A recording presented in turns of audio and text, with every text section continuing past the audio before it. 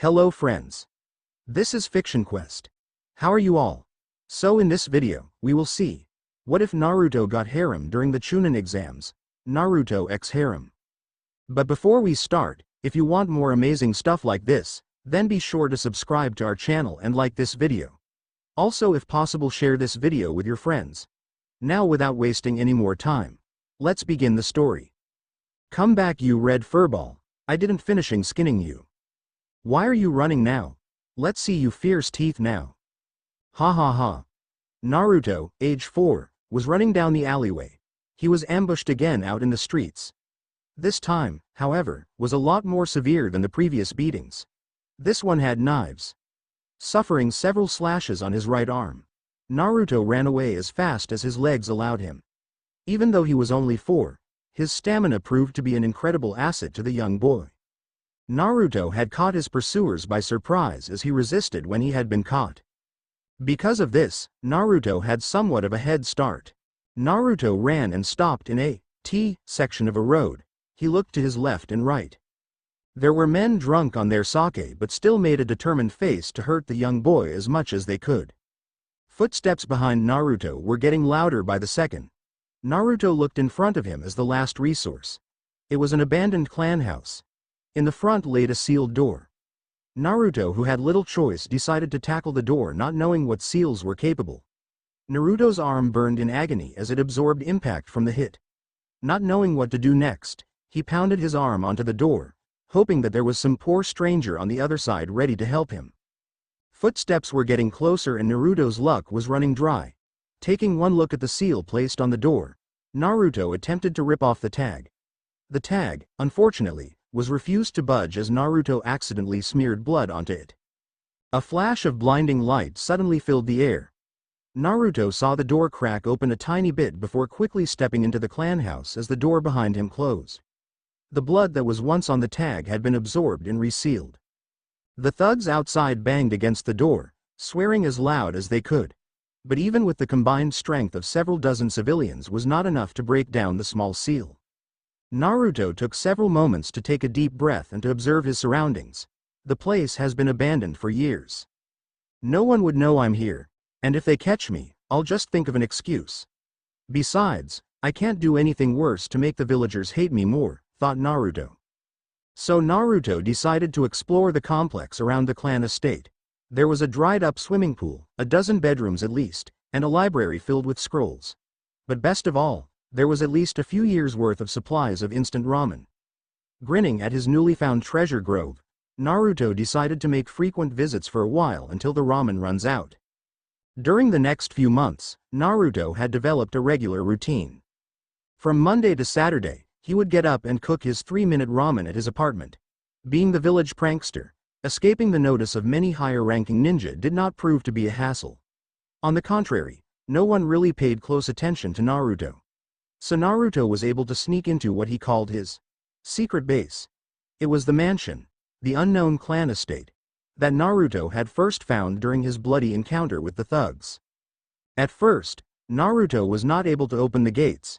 It made him mad, frustrated, and above all curious. What had allowed Naruto open the door in the first place?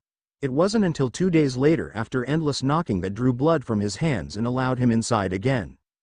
Inside the mansion, there was no one to disturb his peace, and because no one had come to kick Naruto out, he saw fit to continue to arrive at the clan house daily. But Naruto was still the Jinchuriki of the nine-tailed fox. Therefore, the Hokage made frequent visits to Naruto's apartment every Sunday, when his paperwork wasn't too overwhelming. Naruto didn't spend his time doing nothing in the mansion, however. In fact, Naruto felt lonely enough to go into the enormous library and started to read. And that's when Naruto decided he wanted to become a ninja. The book Naruto picked up was the Guide to Being a Ninja. It was an old book with dust almost an inch thick. Naruto, being an active person, never got past the first page. And so, the only thing Naruto kept in his head from the book was Rule 1. A ninja's greatest weapon is the art of deception. That rule was going to be implanted into Naruto's head for this entire life. Naruto also read other books which taught him chakra manipulation. These ones were more appealing to Naruto as he found more success to get to the end of the book than the first book he read. To find a remedy for Naruto's loneliness, he learned the shadow clone jutsu from an ancient scroll. Making several clones, Naruto enjoyed playing tag and sparring with himself. There were always exceptions to when Naruto would visit his secret hiding place. It was usually when Naruto was extremely bored and wanted to test his skills on certain test subjects. And so, there would be at least one victim every month who found themselves stuck on a toilet seat. Naruto, age 5, awoke one morning to find the residents of Konoha weeping. The Uchiha clan had been massacred and only 3 members of the clan survived. The attacker, however, was yet to be found. Walking across the streets, he found more hateful glares directed at him as if the whole event that happened the previous night was his fault. Turning around the corner, Naruto continued walking down the alleyway when he found himself surrounded by a group of civilians, each holding either a bat or metal rod. A year ago, Naruto would have run. A year ago, Naruto would have cowered. A year ago, Naruto would have just cried his way out. But that was a year ago, and the Naruto that day was one born anew. Naruto knew he had the power to beat these guys. He knew he could probably cause some internal damage as well. But he also knew if he were to fight, he would not leave the scene unscathed. So he used a shadow clone that appeared on the roof of one of the buildings and used a kawarimi with his clone. The thugs, who still thought the same Naruto was there, began taunting him. They mocked Naruto for 10 minutes until one of them threw a stone at Naruto. Naruto instinctively dodged the attack. And then, hell broke loose from the bandits as they rushed in to attack Naruto from all angles. A lot of confusion then took place.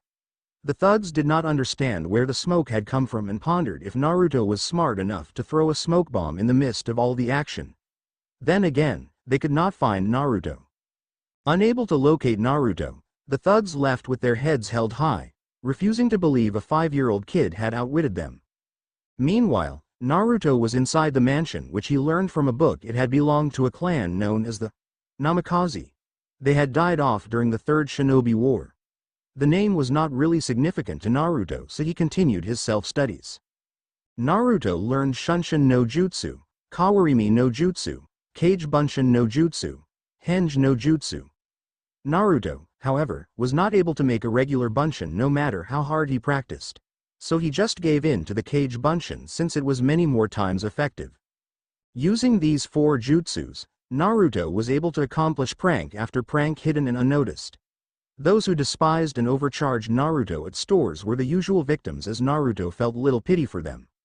Naruto, now age 6, was roaming down the streets of Konoha early in the morning. It was a rare day for him to walk in the park. He had read a book that all successful ninjas meditate, so Naruto decided to try for himself. Finding himself a clearing, he sat down crossed-legged and closed his eyes. He managed 5 minutes before his inner conscience told him it was too cruel to waste his day like this. It was still quite early, so Naruto leapt onto a park bench and stared up at the clouds. It was interesting at first, but eventually, Naruto got weary from staring up for so long. So Naruto decided it was time to head to his favorite place. Along the way, he came to a training ground where a kid around his age, give or take a year, was being trained. Naruto watched in fascination. The kid, a male, was practicing his taijutsu stances against a wooden pole with his sensei, even though Naruto figured it was probably that kid's father. It was strange to Naruto. He never saw a stance like that. Then again, he didn't have much experience for himself. But what triggered Naruto's attention were the eyes of the young kid. The eyes were white. The pupil dissolved into its surroundings as if it never existed. Naruto thought it would be weird if he were to stare at someone, even at a distance, for an extended period. So Naruto left the area and continued wandering down the streets. By now, the sun shone brightly in the sky. It was noon and Naruto was hungry. So Naruto took a left turn and arrived at Ichiraku Ramen. "Hello, what do you want to eat?" asked a young waitress. Let's see. I want to eat one of everything," stated Naruto. The young waitress looked at Naruto with an eyebrow raised and replied, "Let's cut it down a bit and order something perhaps a bit more suitable for your age." But Naruto was determined. "Okay, I'll start with a beef ramen for now and order more as I go. How's that sound?" The waitress simply nodded and wrote down Naruto's order. A long 5 minutes of waiting before a bowl from heaven descended in front of Naruto. After several mouthfuls, Naruto truly believed it was Kami who made the ramen. "This is so good, I need another bowl," cried Naruto. "All right, if you say so," replied the young waitress. "Hey, excuse me, but I haven't got your name yet," said Naruto with a cheerful smile. "You can call me Ayame, and my father behind the counter is Tucci," replied Ayame. Naruto's second bowl arrived in 5 minutes and was devoured within another 3. "More please," cried Naruto. "Who is this? A rare customer I see," said Tucci with a smile on his face. "Your ramen is so good, can I have another one?" asked Naruto. "It's rare to see young fellows like you eating so much ramen. Young kids usually should eat more vegetables. Do you want to try our new vegetable ramen? It's quite good according to several other customers who were brave enough to try it," stated Tucci. "Sure, no problem. I'll give it a try," said Naruto. In the end, when Naruto was finally full, he had consumed a total of 5 bowls, an achievement few could accomplish at his age. The bill came and Naruto pulled out some notes from his pocket. He had found these in the old clan house in a drawer. In a way, it was stealing, but Naruto had promised himself that he will return it one day when he becomes all rich from high-level missions as a shinobi of Konoha. Back at the abandoned clan house, Naruto pulled out the scroll he was working on. Naruto, however, could not understand half of it.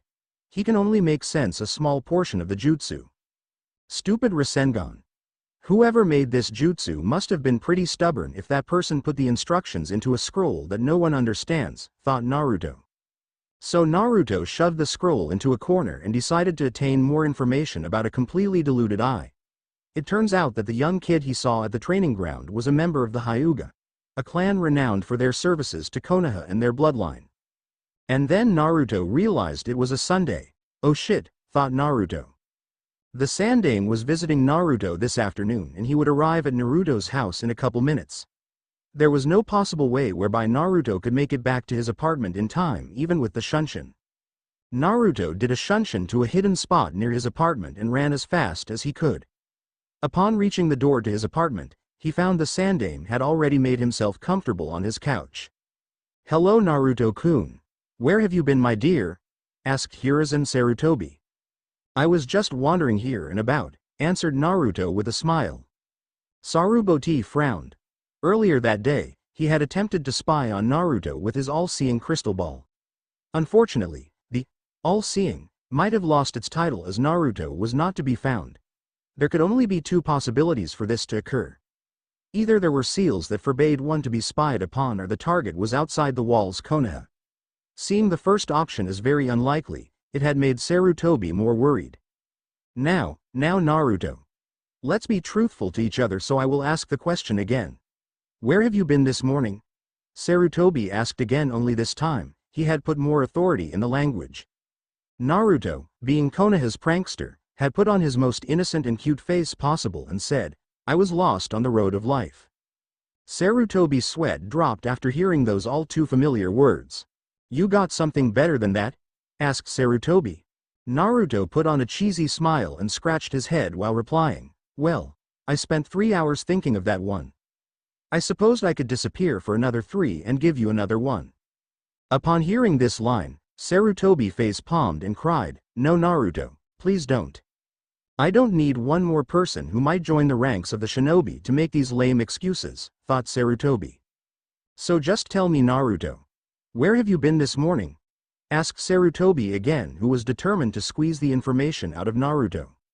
Naruto, on the other hand, was determined to keep his secret hideout safe. Who knows what would happen if the old man found out he was visiting the place almost every day. "I was playing ninja, but there was no one to play with me, so I just went to the park to throw stones at a log," replied Naruto. Hearing another one of Naruto's more sincere answer, Sarutobi just sighed in his mind. If Naruto was in the park, then his all-seeing crystal ball would evidently show that he was. Naruto, sensing the tense atmosphere, decided to change the topic and spoke of something more pleasant. "Hey Gigi, can I be a ninja now?" "Naruto, you are still too young to enter the academy. Besides, it'll be too dangerous," replied Sarutobi. But I went to the outskirts of the academy a few days ago and there were kids my age already training there, whined Naruto. Those kids are from the renowned clans of Konoha, giving them special permission to enter before the age requirement. Those kids have trained at a very young age from their parents, replied Sarutobi. Then why don't you train me? Exclaimed Naruto. Naruto, I'm the Hokage of this village and as the Hokage I have many responsibilities. If I train you myself, then I would be swarmed with hundreds of other kids asking to be trained by me, replied the third Hokage. Naruto did not like being turned aside and decided to put on his 6-year-old sad face as if he was about to cry. Hiruzen, seeing little Naruto about to burst into tears, wanted to appease him and said, Naruto, if you really want to be trained to be a ninja, I can get a tutor for you. Naruto was horrified on the inside. He never expected the old man to actually get a tutor for him. All he expected was the old man refusing his request as he acted as a normal 6-year-old. Never had he thought he would have such an effect on the third Hokage. He did not want to spend his time with some unknown person who might just waste his entire time teaching things he already knew. Naruto would rather go to his hiding place and practice some of the jutsus in the scrolls. But Naruto did not want to disappoint Sarutobi with a disappointed face, so he put on his happy mask and said, Thanks Gigi. When do I start? Asked Naruto. Sarutobi thought for a moment before answering Naruto. Go to training ground 23 at 9 in the morning tomorrow. Here's a map if you don't know where it is. Naruto took the map and studied it for a moment. He nodded and said thanks to the third Hokage as Sarutobi took his leave. Now where am I going to find Naruto a tutor? Thought Hiruzen as he exited through the door. The sun rose up next morning and pierced through Naruto's sleepy eyes. Groaning as he got up, Naruto prepared his 3-minute ramen while brushing his teeth at the same time.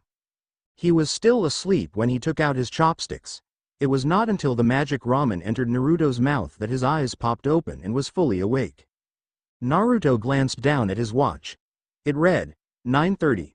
Crap, I'm late again, thought Naruto. My punctuality is dwindling. I better not do this again.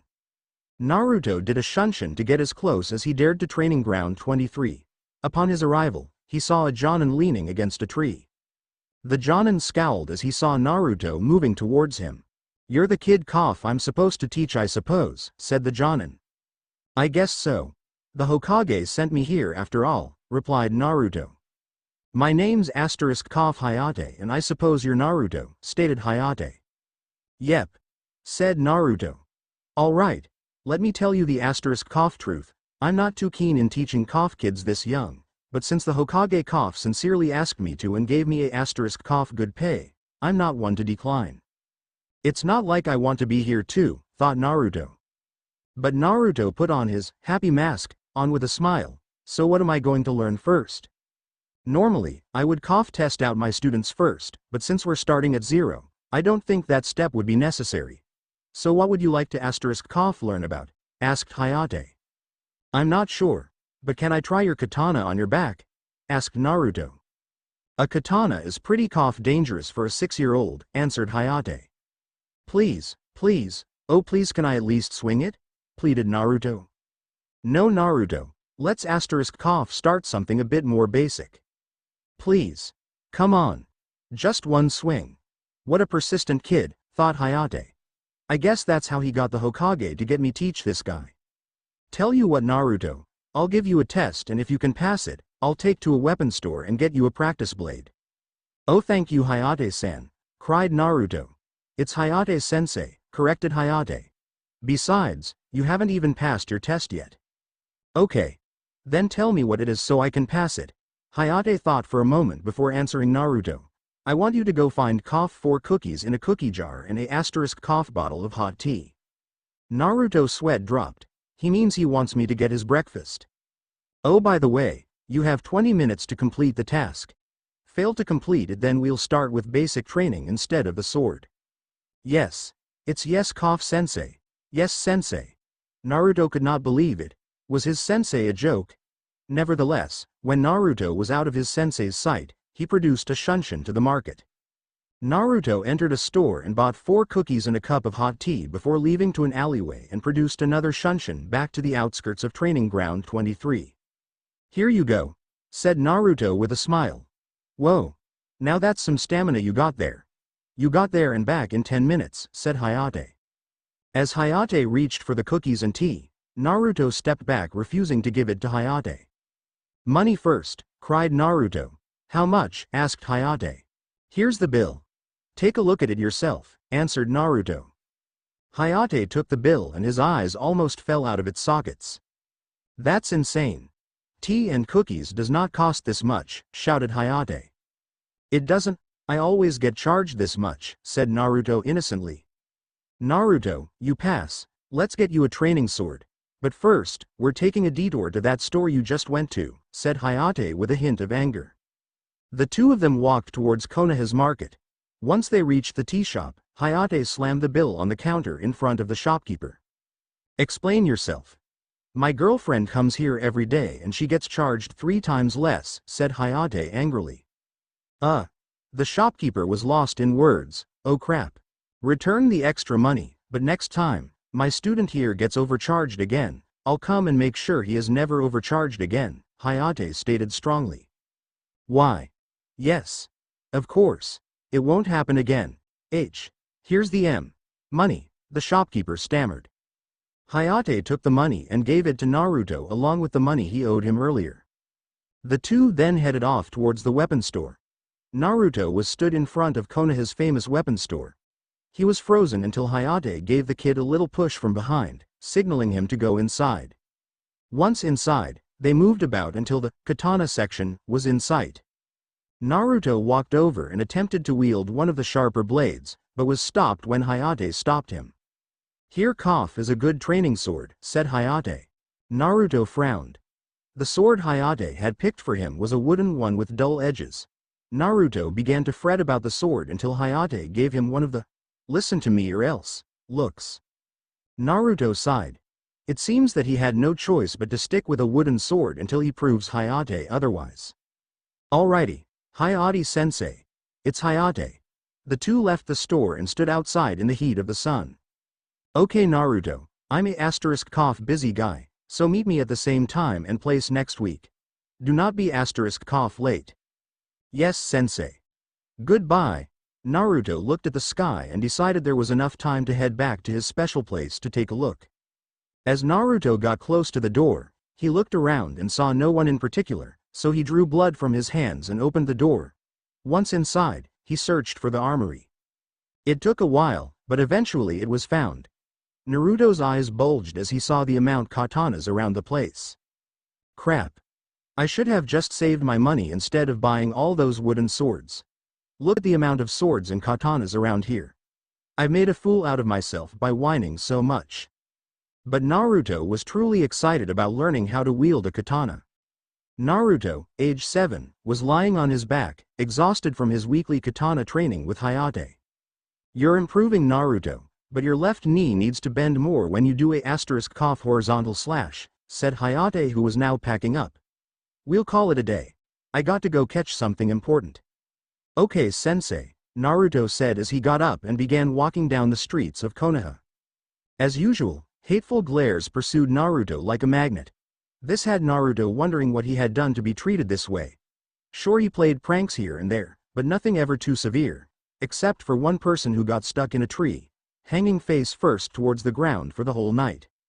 Then again, the beatings, the bullying, the overcharging all took place before he began his mayhem around the village. Things had turned out pretty decent ever since he got Hayate as his tutor.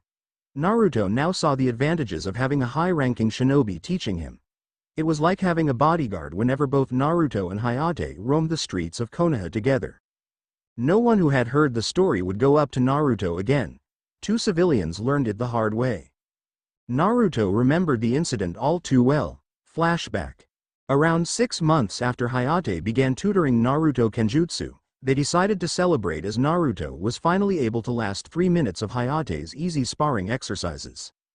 On the way to Ichiraku Ramen, 2 drunken men began to taunt Naruto.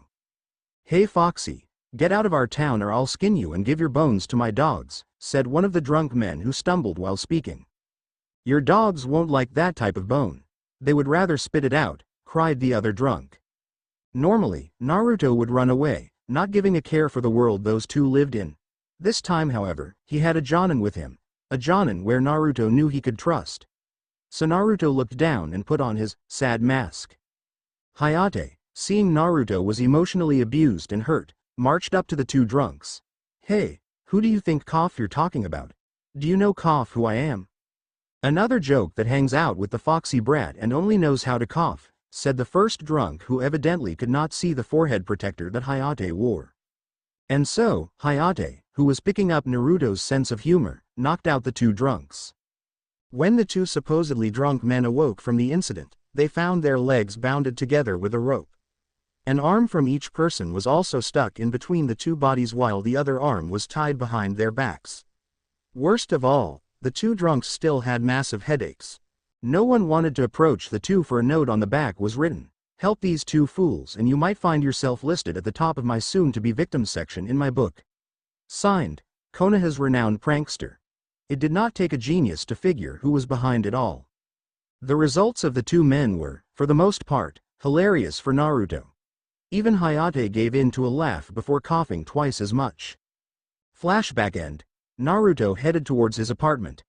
Ever since the incident where the Hokage had visited him, asking for his whereabouts, Naruto had gone to his hiding place less and less frequent.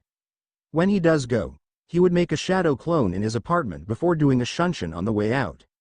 Even though Naruto had an extraordinary amount of chakra for his age, he still had his limits. Half his chakra went to the clone, which would only last for a few hours. The rest of Naruto's chakra was used to shunshin there and back. By the time those factors had been accounted for, Naruto did not have much chakra left. So Naruto resolved to visiting the abandoned clan house once a week and carried away whatever he wanted to study before returning it. In a sense, the hiding place had become Naruto's personal library. Naruto was able to carry as much as he wanted because he had previously read a book called The Beginner's Guide to Fuinjutsu. It was a very complex book even for a beginner, and Naruto never got past the second seal. Fortunately, the first seal Naruto was able to learn is the storage seal. From then on, Naruto had a fun time playing with storage seals, sometimes even storing storage seals that contained objects into another storage seal. This, however, proved to be an unexpected problem, as several cups of instant ramen took hours to find, as Naruto had the opportunity to unseal dozens of scrolls to locate them. One morning, Naruto wanted to practice his katana in an open training ground. But the training sword did not appeal to Naruto. Instead, he sought for a real katana in his storage scrolls he had brought over from the armory in the abandoned clan house. The only training ground Naruto was familiar with was Training Ground 23. So a shunshin was produced to get as close as Naruto dared in case someone had seen him. Taking the real katana, Naruto did a few swings. Naruto knew he picked a good katana by the way it flowed through the air. But something about the katana just did not feel right, but words could not express his anonymous sensation. Meanwhile, at the Hokage Tower, Hiruzen Sarutobi took out his crystal ball to spy on the village. There were several candidates he wanted to look upon. But in the end, Sarutobi finalized his decision. Sarutobi thought of Naruto and performed the required hand signs. He found Naruto in a training ground practicing his katana. "He's working pretty hard," thought Hiruzen as he peered gleefully into the glass ball. It was not the first time Hiruzen had spied on Naruto during his training. At first, it was entertaining to watch the young kid blossom into a ninja full of potential. He would watch Naruto train with Hayate during their scheduled spars. As the old man stared deeper into the ball, he saw something that horrified him. Naruto was not using his regular training katana. Instead, he saw Naruto wield a dangerously sharp one. What in the world is Hayate thinking to allow Naruto handle such a risky weapon at such a young age? Thought Hiruzen as his eyes were nearly glued to his crystal ball. If this continues, my little Naruto may cut off a few limbs by accident. No, I cannot allow this to happen any longer. I knew it was a mistake to permit Naruto to learn the ninja arts at such an early age. Worst of all, I gave him a sword specialist as his tutor. No, I must stop this here and now before it's too late. A week had gone by and Naruto awoke in the morning to brush his teeth while heating the water to boil his ramen. After what was supposedly 3 minutes but felt approximately 30, Naruto produced another shunshin to the outskirts of Training Ground 23. Hayate, being a very punctual sensei, had already arrived. "Good cough morning, Naruto." For a warm-up, I want you to buy me a bouquet of flowers. Naruto looked at his sensei at a weird angle. He isn't serious, is he? Egg. It happens every week. Last week was 3 cartons of eggs only to find out that I had to dodge them while practicing my stances. This time, you pay me beforehand and I can give you the change, stated Naruto. This kid is getting smarter each time I see him, thought Hayate. I suppose it's only because of my influence. Alright. Here's the *cough money, said Hayate as he handed the cash over to Naruto. Don't cheat me. I want to *cough see the receipt. No worries. Naruto sprinted across the training field towards the flower shop. Naruto reached the flower shop with a shunshin. As usual, Naruto was nervous to go into shops as the reactions of shopkeepers tend to be quite different. Naruto opened the door and saw a young girl with long blonde hair sitting behind the counter. She was around the same age as Naruto, give or take a year. Hi there. How may I help you? Asked the young girl. He's kind of cute. Can I buy a bouquet of flowers? Asked Naruto, who was now clenching his fists since his interactions with peers at the same age was close to zero. What kind of flowers are you looking for? Asked the young girl. Wow, he's so mature. He's already buying flowers for someone special. At hearing this question, Naruto did not know how to answer. He did not even know what type of flowers there were. I'm not sure what type of flowers there is, answered Naruto, who now dug his hands into his pockets. Well, different flowers symbolize different things. So what do you need the flowers for? Asked the young girl who was playing with her long, smooth hair. He's pretty modest too. I suppose friendship, answered Naruto. Alright then, I suggest yellow roses would do the job, the young girl said. I wonder if he has a girlfriend. Wow, thanks. For a moment there, I thought my tutor would kill me if I bought him the wrong flowers, stated Naruto. Never mind about the nice things I thought about you, blurted out the young girl as she quickly covered her mouth, knowing she accidentally said the wrong thing. What? Naruto said confusingly. I mean, here you go. A bouquet of yellow roses coming right up. Just leave your money on the counter by the side please, instructed the young girl. Naruto paid the girl and walked toward the exit with a bouquet of flowers in his hands. Wait! Cried the young girl. My name is Ino, but I still haven't got your name yet. Naruto turned just as he got to the door. Oh, my name is Naruto. Nice to meet you. I got to run now. With those last words, Naruto departed, 20 minutes ago. Alright, here's the money, said Hayate as he handed the cash over to Naruto. Don't cheat me, I want to see the receipt. No worries. Hayate watched Naruto sprint across the training field towards the flower shop. When Naruto disappeared into the distance, he laid down on the grass watching the clouds flow by. If only life could go on like this. Helping young kids as ninja and getting paid this well. Hayate's moment of peace was soon broken by an intruder. An Anbu landed by Hayate. Hayate, you are to report to the Hokage's office immediately, the Anbu said. Before Hayate could reply, the Anbu disappeared with a shunshin. Strange, the Hokage scheduled all my Monday mornings with Naruto, thought Hayate. Hayate arrived at the Hokage tower. Knocking on the door of the Hokage's office, he entered the room.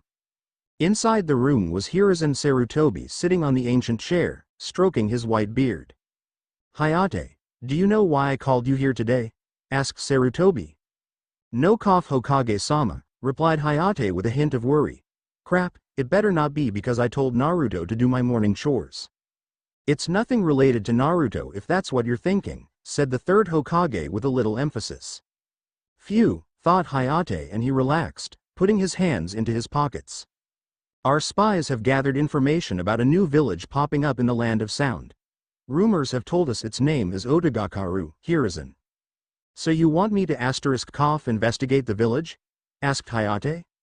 No, what I just told you is irrelevant. I have already dispatched a squad of Anbu, declared Hiruzen while still smoking on his pipe. So what is it that made you summon me into your presence? Asked Hayate. Our relationship with Kiri is on the wane as with the other major villages. I want you to be Konoha's temporary ambassador and revisit all the villages on this list, said Sarutobi as he handed Hayate an enclosed envelope. You will also be accompanied by 3 other Jonin. Do you accept this mission? Yes, but what about Naruto? asked Hayate. Naruto is almost within the age requirements to enter the academy.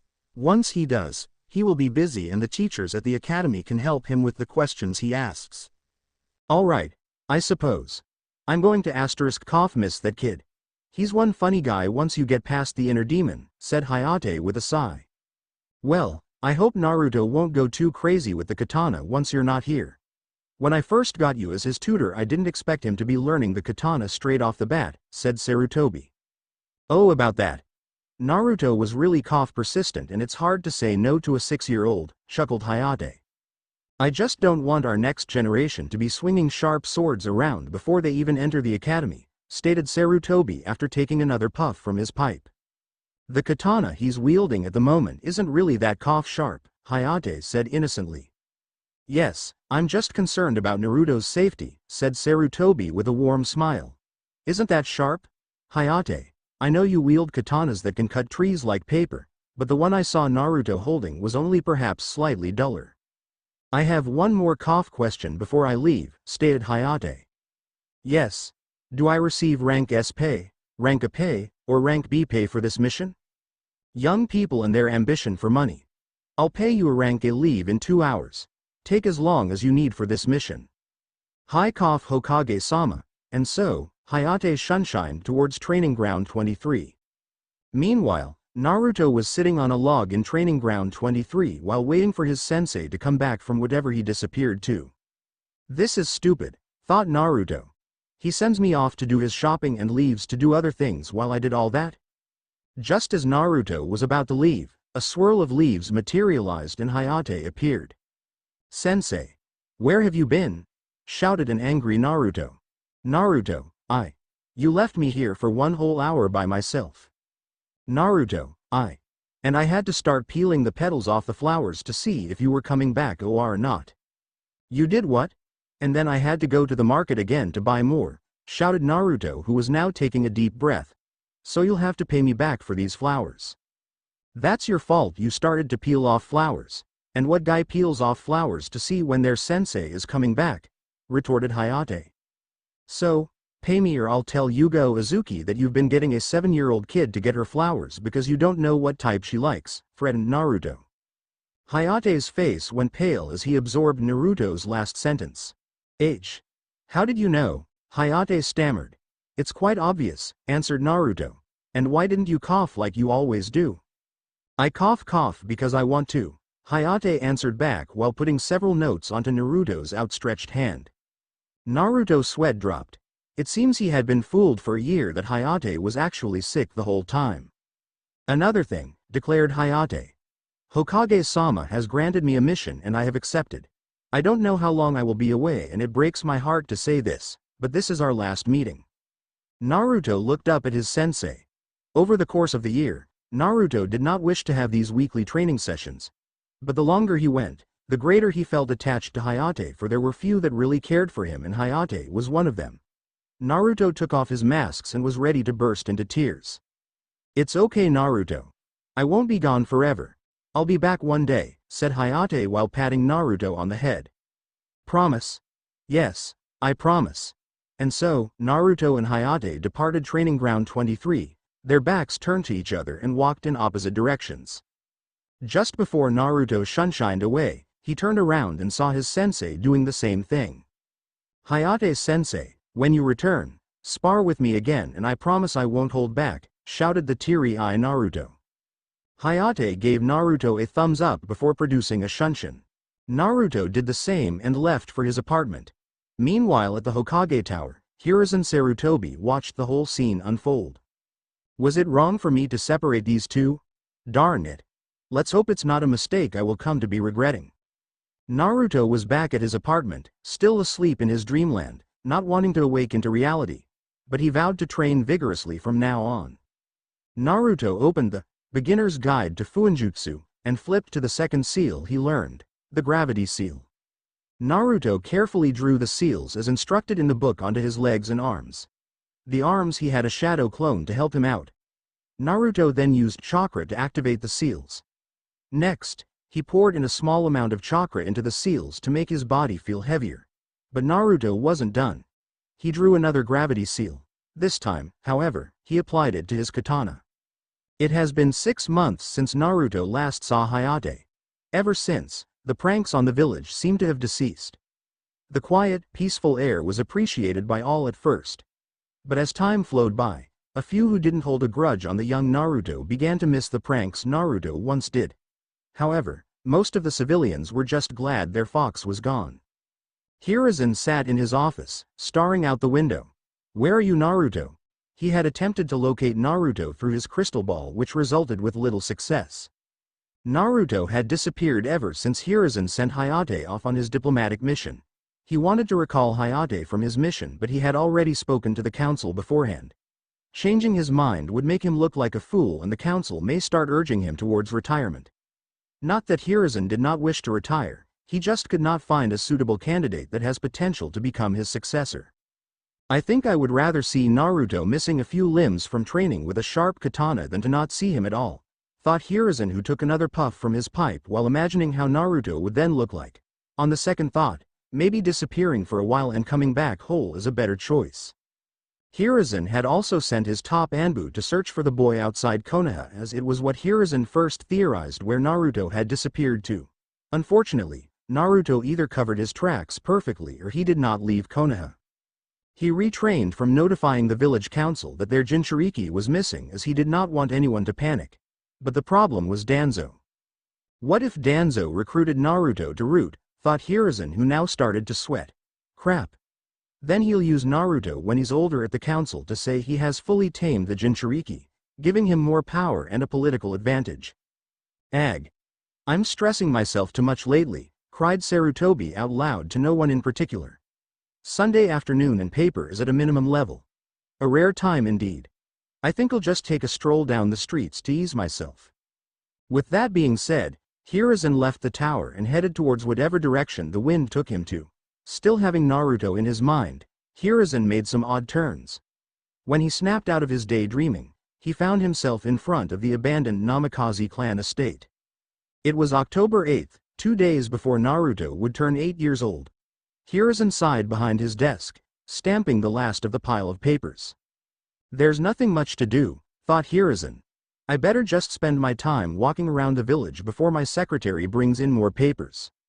Hiruzen walked out the door and out the Hokage tower. Many issues leapt into his mind, but he could only concentrate on so much. Shaking his head, he walked until he reached Konoha's memorial stone. Staring at the rock, he wondered if Minato and Kushina could ever forgive him unless Naruto was found. Standing on the other side of the memorial stone was Hitaki Kakashi, whom the Hokage had just noticed. "So that's where he is. He's already an hour late for his appointment at my tower," thought Hiruzen. "Lost on the road of life, Kakashi?" asked the third Hokage. "No, I was helping a cat who was being chased by a dog," answered Kakashi, who now looked up to see it was the Hokage standing in front of him. "Oh, crap. Kakashi, why don't I just give you the mission details here? Then you won't have to waste another 2 hours to get to my office," said Sarutobi. "Sure, Hokage-sama," answered Kakashi. "Around 6 months ago, our Jinchuriki vanished. Not a trace of him was to be found," said Hiruzen, who gestured Kakashi to not interrupt him. "It is 2 days before his 8th birthday, and I believe he may appear somewhere in the village soon. But I want you, Kakashi, to search the village to locate him for me. Do not confront him though. Just trail him. This is an S-rank secret and no questions are to be asked. Understood?" "Yes, Hokage-sama," said Kakashi, who sighed and scratched his head. "Uzumaki Naruto. Looks like Minato's legacy is missing. This better not be some prank of his." And with that being said, Hiruzen left the memorial stone and shunshined back to his office, leaving Kakashi to dwell on the failures of his past. 2 hours later, Kakashi could be found just leaving the memorial stone to begin his mission. "If I was the village prankster, where would I hide?" thought Kakashi. "What a troublesome mission. I should be receiving a B-rank pay, not C-rank." On his way to the Konoha market, Kakashi stumbled upon an old abandoned clan estate. "Ah, the Namikaze clan. I suppose I do hold some responsibility that Naruto has been missing. I should have visited him when he was younger. No, to think about it, Minato would kill me if his son was never to be found." Kakashi walked up to the door, remembering the times when he could walk in freely with his sensei. Now, it was impossible as Minato had sealed up the building so no one could enter but his legacy. Kakashi was prepared to walk away when he noticed a taint of blood by the seal. It may have been there for years, dried up and frozen in its place. But Kakashi knew better that Minato would not have smeared blood over the door, no matter how small the stain was. Could it be? Thought Kakashi. There was no way he could find out, but he did not want to shout Naruto's name, lest he makes a fool of himself if no one answers the door. So Kakashi continued to wander about, keeping a mental note to himself to mention this to the Hokage about his theory later on in the day. Kakashi stared up at the sky, allowing the shadows from the sun to consume him. Darkness swelled in his heart as he thought what may have happened to his sensei's son. There was no end to the calamity in his heart. Kakashi shunshined to the Hokage tower and was eager to report to the Hokage about his findings. Kakashi knocked on the door twice before a voice from the inside permitted him to enter. Upon entering, Kakashi noticed an additional picture of Naruto was placed on the Hokage's desk, but it was quickly turned upside down by the Hokage himself. "Report," said the Hokage. "Hokage-sama, I believe Naruto may have stumbled upon an old abandoned clan estate, one that belonged to the Namikaze," Kakashi professionally replied. "The Namikaze clan estate," exclaimed Hiruzen. "Of course. I should have known. No wonder I was unable to spy Naruto at times using the crystal ball. We must go check it out at once." "We need the blood of a Namikaze, but all Namikazes have died out," stated Kakashi without ever blinking so much. "I have the blood sample of our fourth Hokage. It was left behind in case of an emergency," said Hiruzen. "Let's go immediately as soon as I find that sample." "Yes, Hokage-sama," answered Kakashi, who was patiently waiting in front his desk. "Now where did I put that blood sample?" thought Hiruzen while scratching his head. 30 minutes later, Hiruzen finally located the scroll that contained the blood of a Namikaze. Kakashi, meanwhile, was patiently dozing off while standing. "Kakashi, we can leave now," said Hiruzen. He awaited Kakashi's reply, but none came. "Kakashi." Kakashi awoke startled. "Yes, Hokage-sama. I have the blood sample. We can leave now," repeated the Hokage. Kakashi simply nodded and the two shunshined out of the office towards a place long and forgotten by many. The two arrived at the door of the ancient Namikaze clan estate. Taking the blood sample out from a scroll, Hiruzen smeared it onto the seal. Kakashi watched in fascination as the seal absorbed the blood before making a crackling sound that indicated the door was then free to open. Hiruzen and Kakashi walked inside the estate. At a swift glance, no one had used the place in years. Leaves were scattered everywhere. Dust on the benches. But as both Hiruzen and Kakashi inspected the place at a deeper level, they could make out the shape of footprints on the leaves that lay on the ground. Walking towards the main building, Hiruzen drew more blood from the scroll and smeared it onto another seal.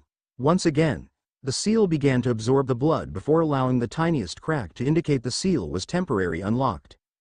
Inside the main building, there was clear evidence that the place was recently used. The person who had used it clearly did not bother to clean the place up. Contrary to that, the person had added to the mess with bowls of instant ramen lying here and there around the floor. "It's been a while since I visited this place," thought Hiruzen while stroking his beard. "Naruto. Are you here, Naruto?" asked Kakashi as he shouted so that his voice would reach around the house. No response. Silence. If a spider was spinning its web, Kakashi swore he would hear it, but no response came from Naruto. The two silently communicated by looking into each other's eye. Kakashi instantly knew the next place to look for was the library. The grand library of the Namikaze, the treasure grove that many other clans had dreamed of digging their hands into. Hiruzen led the way as he knew the place from the back of his head, but as they entered the door to the library, they found that many scrolls were gone, at least half of them. Looks like Naruto indirectly inherited his heritage, thought Hiruzen, who was also now swearing at himself silently for not to have figured this out earlier. Kakashi, on the other hand, was thinking at a completely different level. "Naruto, where are you and what are you doing with the scrolls? How strong are you now? How long have you been training in secret?" Kakashi wanted to say all these things out loud, but did not want to ruin the solemn atmosphere. "So Naruto should be somewhere in the estate. Kakashi, you do search the north and the west houses. I'll take the main building, the south, and the east houses." We'll meet in half an hour. Do not miss a spot and use his shadow doppelgangers to assist you, declared the third Hokage with an instantaneous sound of authority in his voice. Yes, Hokage-sama, said Kakashi and left without a pause. Naruto better not be hiding around the estate because he saw Kakashi and I, thought Hiruzen. That brat is harder to find than a time with no paperwork. 30 minutes later, the two might ninjas met together in the center of the estate. Any sign of Naruto? Asked Hiruzen with hopes glimmering in his eyes. No, Hokage-sama, replied Kakashi, who stared into the Hokage's eyes and knew Naruto had not been found. Kakashi and Hiruzen both looked up at the sky, wondering if it will help to ask Kami where Naruto was. They were disheartened and had the same thoughts. Naruto, where are you?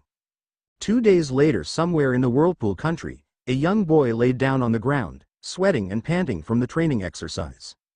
Well, that's the end of morning practice, I guess. October 10th. My birthday, I suppose. But seeing how I never got any gifts except from 2 others, I guess I'll just have to give a special gift to Konoha as a reminder to what exceptional day it is, said the boy with evil smile, but felt very lonely on the inside, wishing a companion would suddenly appear beside him to comfort him. Naruto packed up his things and got prepared to leave.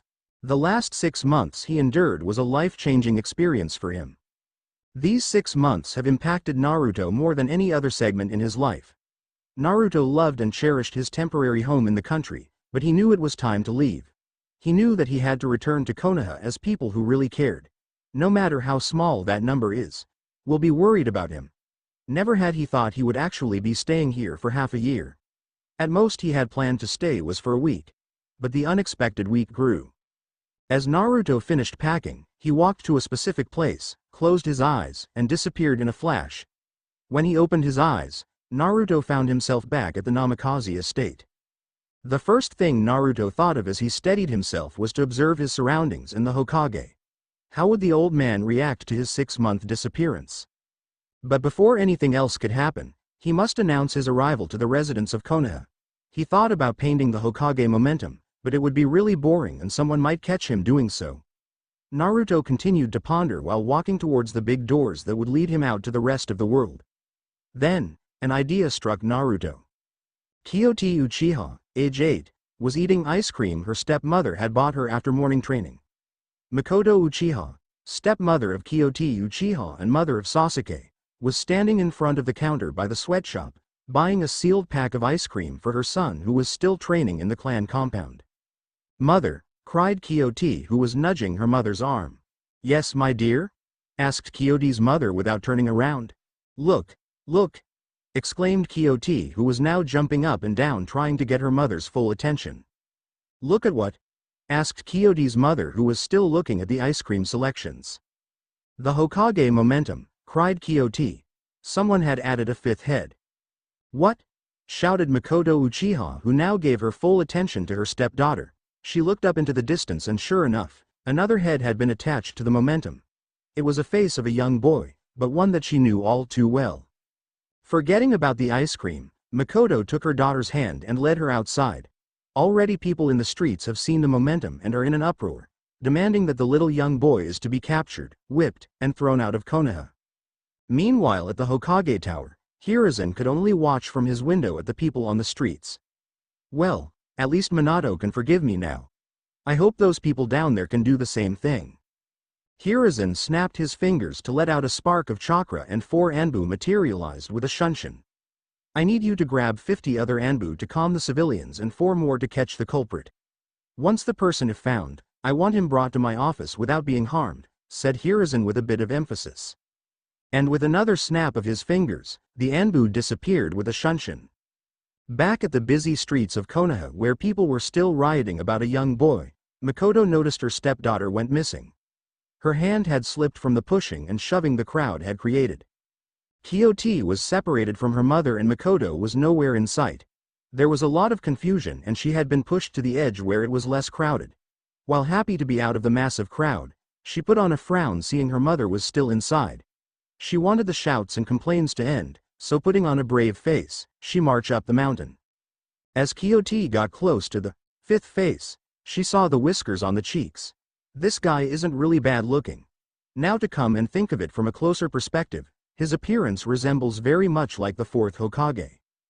Quixote bent down and picked up a rock and juggled it, wondering how another face could be carved out from the rock in the means of just one morning and without anyone noticing. The mystery was soon solved when Quixote threw that rock at the fifth face, and it disappeared with a huge cloud of smoke. "Oh, come on," cried a young voice behind Quixote. "You ruined all the fun. I spent a ton of chakra making that." Quixote turned around and saw a boy around her age with the same face as the one she saw earlier. "So it was you who made that?" Instead of being angry like the rest of the village, Quixote was rather impressed that this young boy, who had yet to enter the academy, had enough chakra to produce a jutsu at this caliber. "How did you do that?" asked the girl, who had a face full of curiosity and walked closer to the boy. "Oh, I just made a clone with a henge," answered Naruto, who was now getting nervous as he never been this close to a person of the opposite sex. "Really, it's that simple?" asked the girl. "Wow, you must be pretty strong. What's your name?" "Oh, my name is Naruto," answered Naruto with a haste foreign to himself. Naruto never had a girl who took initiative come up to him and ask him questions. Least he expected a girl around his age. The encounter with the girl at the flower shop years ago was another story.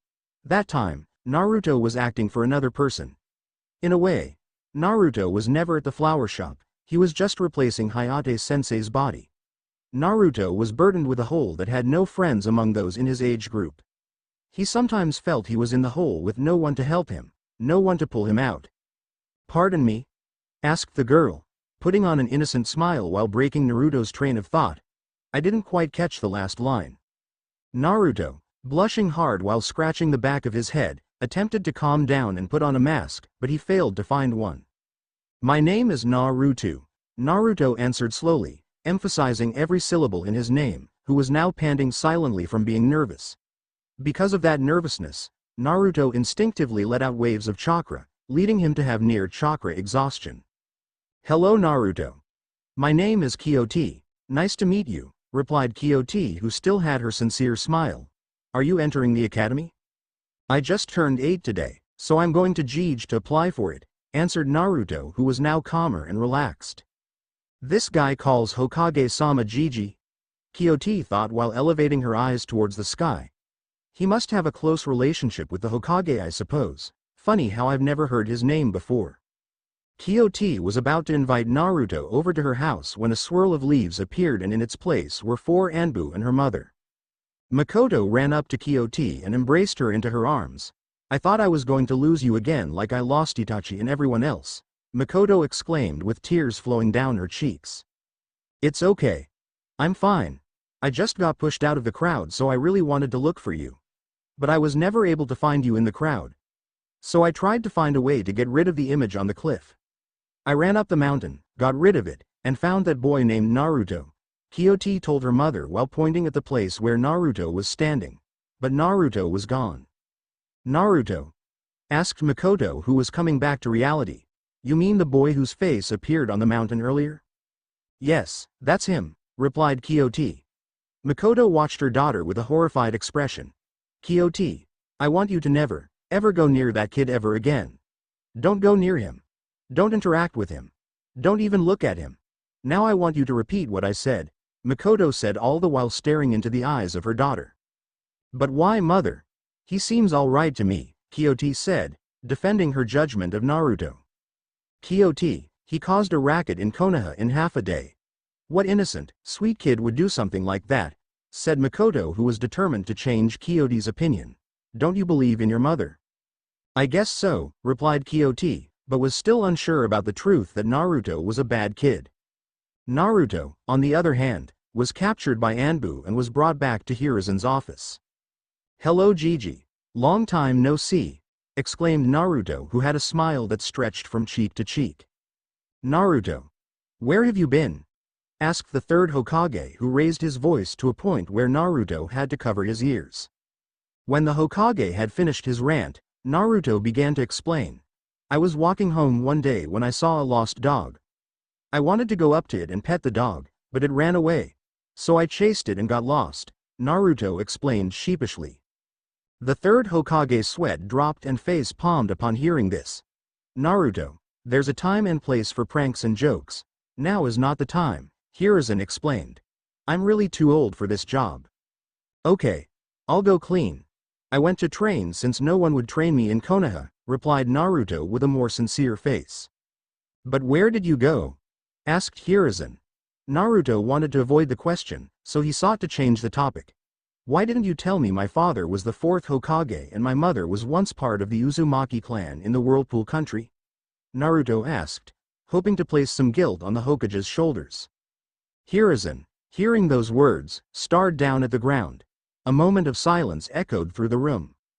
Naruto, it was kept from you to protect you. While I really wanted to tell you who your parents were, I could not do so without endangering you in the process, explained Hiruzen. Naruto, can you forgive me? Naruto stared at the ceiling. This question had been repeatedly asked in his mind. He wandered into the deep abyssal of his mind, searching for an answer. Naruto had many sleepless nights attempting to solve this mystery in his mind. Yes, I can, said Naruto with a sigh. There's no point holding grudges against one of the few people who are precious in my life. I only ask that you do not speak of this to anyone else and that you grant me permission to enter the Namikaze clan estate whenever I please so I do not need to sneak in. Also, I would like to keep my surname as Uzumaki for now. I will declare to Konoha about my heritage when I feel ready. Is that all? I can easily grant you those requests plus some others if you wish, said Hiruzen, but instantly regretted his words. I would like to enter the academy since I am finally 8 years old and I would like to have a ramen every day at Ichiraku's ramen free of charge, said a cheerful Naruto. Naruto, you're a growing boy. Fruits and vegetables are the way to go. Eating ramen every day will stunt your growth and you will never be as tall as me, explained Hiruzen. Naruto already knew the Hokage's answer beforehand, but he wanted to test his luck. Unfortunately, the Hokage got better of him. Okay Gigi, I'll take my leave then and I'll start at the academy tomorrow. Bye, exclaimed Naruto. But Hiruzen was not satisfied for Naruto had yet to answer his original question. Hold on right there Naruto. You still have not yet answered my question from the beginning. Where have you been during the past 6 months? As the Hokage, I have the right to question where my ninjas or future ninjas have gone off to. Naruto turned around and looked Hiruzen. Every person, whether civilian or ninja, has a right to his or her own privacy. Naruto, you don't have to give me a whole account of what happened. You may leave out small details. I just want a general story of what happened and how you got past my Anbu when you left Konoha, said the almighty third Hokage. Naruto looked at the Hokage in the eye and remembered he could be trusted as he was one of the people he would protect with his life. So he walked back to the desk and pulled a chair to sit down. Well, I might as well get comfortable as this story will be a lengthy one. Flashback. Naruto finally completed making his katana heavier with the gravity seals. Naruto, bored from the entity of boredom, took a book from his seals randomly to read. But why read when there are 10 other things he could have done? That was because he had no friends or companions that were his own age group, so he could only kill time by reading. During the younger half of his life, parents and guardians had warned those in his generation to stay away from him whenever he got close. All Naruto wanted to do was to make friends and play. But no child ever became Naruto's friend. Naruto remembered how other kids would have parents to push them on the swings, but he, himself, had none. Coming back to reality, Naruto gazed into the book, or rather a diary. The title was, The Uzumaki and Namikaze Clan. By Kushina Uzumaki and Minato Namikaze. Naruto attempted to open the book, but it would not budge. Naruto, who had many unfortunate things happening all at once recently, could not bear to take another one, even if it is only a book. Taking his sharp katana and throwing the book in midair, Naruto executed a clean swing at it, releasing a wave of anger and distress. As Naruto's blade connected with the book, the blade simply knocked the book towards the wall instead of cutting straight through. When Naruto retrieved the book, he found that not a single scratch was embarked on it, nor were there any signs of damage to be seen. Naruto then released a wave of chakra out of anger while holding the book. Still physically connected to the book, the diary lit up, revealing patterns indicating it was a sealed book. Naruto stared deeply into the complexity of the seals. He could not make out what it meant entirely, but he recognized one of the symbols were very similar to the one in front of the abandoned clan estate, the requirement of blood. So Naruto drew blood from his hand and smeared it onto the front cover. Naruto waited. And waited. Nothing happened after minutes of waiting, and after a while, Naruto let out another wave of chakra. This time, with the chakra, the blood smeared on the cover began to sink into the book. There was a blinding flash of light and like a key, the blood opened the book. And so, Naruto began reading. Dear whoever is reading this, if you are able to open the book by using both blood and chakra, then you are a son of the Namikaze and Uzumaki. The two clans were once apart, only to be joined by the binding of Minato Namikaze and Kushina Uzumaki. Kushina Uzumaki was happy to marry me. She had a unique appearance and personality no other woman bore. Like gold in my eyes, she glared brighter than the morning sun each day. And her voice, the songs she sings. I swear if I put her in the middle of the Third Shinobi War, everyone would lay down their weapons to hear her sing.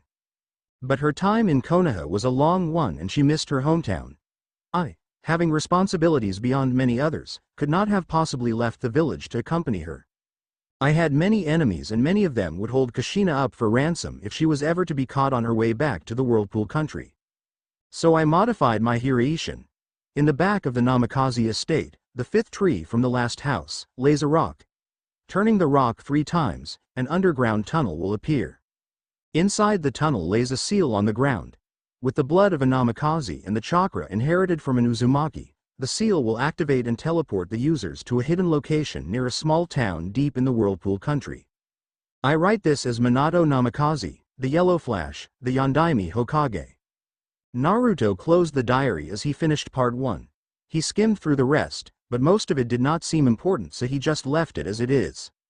Only the blood of a Namikaze and the chakra inherited from an Uzumaki could ever open this book, thought Naruto. Could it be? Could it really be that I am son of Minato Namikaze, Yondaime Hokage? The more Naruto mused over the information he had just read, the more he wanted to visit the abandoned clan estate, or rather the Namikaze clan estate and see if it belonged to him. Naruto produced a Shunshin without leaving a shadow clone behind, materializing in front of the clan estate this time rather than a back corner in an alleyway. Drawing blood from his hands, Naruto smeared it onto the seal and stepped inside. He marched to the 5th tree from the last house near the back and there was indeed a rock placed on the ground. Naruto attempted to turn the rock, but it would not budge, so he drew blood and chakra again and this time, it did the job. The floor, the grass, slid open and stairs were visible. Naruto climbed down to the dark pits.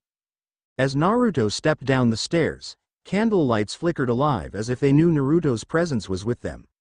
When finally Naruto got to the bottom, the whole chamber lit up. Naruto now saw the complexity of the seals written on the ground. I wonder if it's safe to use it, thought Naruto.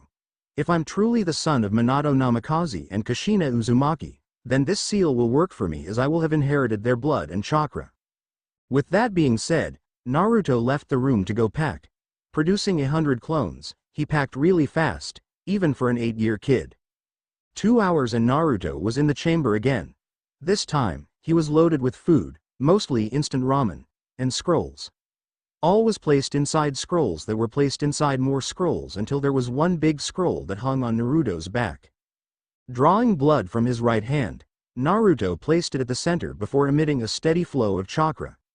Instantly, Naruto felt weightless, as if all the gravity in the world has been sucked away, and in a flash, Naruto was gone. Somewhere in the Whirlpool country, a boy appeared from nowhere and found himself standing in the middle of a lake. Oh crap, how the hell am I going to get home?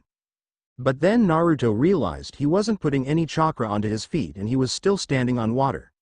Reaching down, Naruto realized someone, probably Minato, had put a powerful genjutsu here. Walking to shore, Naruto inspected his surroundings. He was in a barren land stripped of its glory many years ago. If my father is Minato Namikaze and my mother is Kushina Uzumaki, the Uzumaki clan estate must be close by, thought Naruto as he scanned around the area. But not a single source of life besides Naruto was to be seen. As Naruto continued to walk, pondering at unknown thoughts, he reached the edge of a cliff. Naruto stopped abruptly to see a village at the bottom, or rather, the remains of a village. Naruto walked into the village and wandered about until he came to the ruins of a clan compound. Dust settled on the gates, untouched for years. Naruto pushed the door open and it fell flat to the ground with a loud noise. Entering, Naruto coughed as dust filled his airway. He went to see what was left, but found nothing. Everything had either been looted or burned. Nothing, not even pictures, was to be found. Burnt bookcases were visible and random pages could be seen on the ground. Naruto picked a page up, but the words were too difficult to see. Naruto, only seeing vague image of the library, decided to go deeper. Naruto walked until he saw something that caught his attention. A wall with clear markings of seals was inscribed onto the wall. There was also evidence that someone had tried to open or break into it, but the seals did their job and prevented the intruders finding the secret within. Naruto, already getting used to the routine, bit his finger and drew blood before smearing it onto the seal. Placing his right hand onto the center of the seal, he released a pulse of chakra. The seal glowed. Naruto expected the wall to move aside or some other secret passage to appear. But none of those occurred. Instead, a man appeared. A person with markings all over his body. Naruto stared at it with wonder. A closer glimpse at the seals and Naruto could make out that they were seals. But the seals were so complex, Naruto did not have a clue what they meant or the purpose of the seals. Finally, when dust settled down, the man spoke. "Ah, who has awoken me from my dreams? Is the war finally over?" "There is no war," replied Naruto, who was staring up at the man. The man thought deeply, thinking of the possibilities of what could have happened during his slumber. "You must be an Uzumaki, for only the blood of an Uzumaki could have revived me." "Wait, so you are an Uzumaki too?" asked Naruto, who was now shocked to see that one of the people in his clan was still alive. "Yes, but I am dead already. I am just a clone, enforced with seals and a life force that would last around 6 months. I can sense that you are the last of the Uzumaki line," said the man. "Ah, the Uzumaki's great library burnt to the ground. No matter. I have most of the books burned in my head. Stay here, boy. I will train you until the seals no longer last." "But I wasn't preparing to stay for 6 months, said Naruto, who now began to have a worried look. "Stay for this half a year and I will make you grow into a completely different person. I will make you strong. If you go back, then you will be wasting precious time. I will make you a master of seals and train you to be a ninja to fear." Naruto stared at the man, wondering whether or not to take his offer. In the end, Naruto decided to take it since no one had shown him that much care and attention in a long time. "I'll stay." "Good." 6 months had gone by and the man came up to Naruto. "Naruto, my boy, you have learned faster and a lot more than I imagined you would for a 7-year-old. Well, I guess you're almost 8. My life force is dwindling and I only have a few hours left at most. I want to use my last few hours to enjoy the ocean's view. Here we must depart. Naruto, you will be a legend one day. Take the scrolls one wrote for you and learn them. They shouldn't be that hard now for one that is at your level. Goodbye." Naruto ran up to the man, tears streaming down his eyes, and embraced him. "Thank you. Goodbye now. I'll never forget you or these past 6 months." Naruto let go and watched the man walk towards the sea. Even then, Naruto could begin to see that his body was fading away, being less and less opaque by the second. Flashback end. "And that's my story, Jeej," exclaimed Naruto. Hiruzen twitched his eyes. "You skipped half a year of stuff." "Jeej, if I told you half a year of things that happened, we could be in this office for half a year," reasoned Naruto. Hiruzen face-palmed but respected Naruto's privacy, so he let it go, for now. Kyoti was at the Uchiha clan compound that afternoon. "Mother, why do you despise Naruto? I have never seen him myself, but he must have done something really bad for you to hate him that much," Kyoti asked her mother while staring at her mother's gentle eyes. "Kyoti, if you know what's best for you, don't ask any more questions. Knowledge is dangerous sometimes," replied her mother. "Mother, some information is dangerous. But in the academy, we also learned that we should look underneath the underneath. I just want to know why," said Kyoti. "Kyoti, it has been a long day. Go help prepare dinner and review your studies." "Okay, Mom. I'll be in my room. I'm really tired from today, so I'll just take a nap," said Kyoti, pretending not to care. "Uzumaki Naruto, son of Kushina, and if I were to guess correctly, he's also the Yondaime's son," thought Makoto with a sigh. "Why did Minato break my heart for that red hair rat? Uzumaki Kushina, You stole Minato's heart and took it away even as you died. If it wasn't for Fugaku Uchiha who came and opened my heart, I think I would have just died. I'm dwelling on this too much, thought Makoto. Well, time to call Sasuke in and prepare for dinner soon. Kyoti went to her room and set her bed up as if a person was under the covers before locking the doors and opening the window. Taking one more glance at the door, she leapt out the window and snuck out of the clan house. Even though Kyoti was young, she was not stupid. She knew her way around Konoha. She knew people around her. The people of Konoha knew her. She walked past the civilians, each one giving her a respectful nod, acknowledging her for her heritage. Every one of them. They look at me with respectful nods just because I am one of the few remaining Uchihas. If I were born in a different clan or just a regular citizen, no one would give me so more than a glance, thought Kyoti. If I had to choose, I would rather be one among the crowd until I earn my name the hard way. I don't want to be recognized for doing nothing. I want to be acknowledged for my achievements. Meanwhile, several civilians were shopping when they saw young Kyoti. Wow! A child of the Uchiha clan. But what is she doing out here without her parents? Well, I guess Itachi was younger than her. Kyoti continued walking until she reached the Hokage Tower. Sometimes, she enjoyed having the surname Uchiha. Excuse me, young lady, but where's your parents and what are you doing here at the Hokage Tower? Asked the Hokage's secretary. My name is Kyoti Uchiha and I request an audience with the Hokage because something of importance needs to be discussed in private. Ignoring the secretary as she was lost for words, Kyoti knocked on the door before opening a tiny crack, small enough to fit her head inside. Hello Hokage-sama. Am I disrupting something important? Asked Kyoti politely. She had seen the Hokage in person several times, but it was mostly after her clan was exterminated. No, Kyoti-chan. Naruto and I have just finished talking, replied Hiruzen. Oh hi Naruto-kun, Kyoti said, smiling at Naruto. Naruto blushed. Hi Kyoti-chan. Hiruzen watched the young children with an amused face. That's weird, Naruto made a friend. This may be an interesting development. It seems you two know each other already, so I can skip the introductions, said Hiruzen. So Kyoti, what was it that you want? And does your mother know you're here? Asked Hiruzen as he could not sense Makoto's chakra signature. No, my mother doesn't know I snuck out. I'm supposed to be taking a nap, admitted Kyoti. But there are some questions my mother would not answer and I couldn't think of anyone else to ask but you, Hokage-sama. At hearing the word, questions, Hiruzen fretted slightly. What do you want to ask about? Asked Hiruzen, pretending to be calm. Why did my mother act so contemptuous towards Naruto? Asked Kyoti who was still frowning a bit. Naruto listened to the question. Deep down, he knew the answer, or so he thought he did. Your mother dislikes Naruto because, Hiruzen said. It's because I contain the Kyuubi, said Naruto who cut Hiruzen off before he could finish. The Kyuubi? Asked Kyoti with a slight frown. Didn't the Kyuubi die 8 years ago? The Kyuubi is a massive ball of chakra filled with hatred. No one, said Hiruzen with a sigh, not even the Yondaime could defeat him. So he sealed it into a newborn baby. Kyoti stared at Hiruzen with an open eye, digesting the information in her head piece by piece.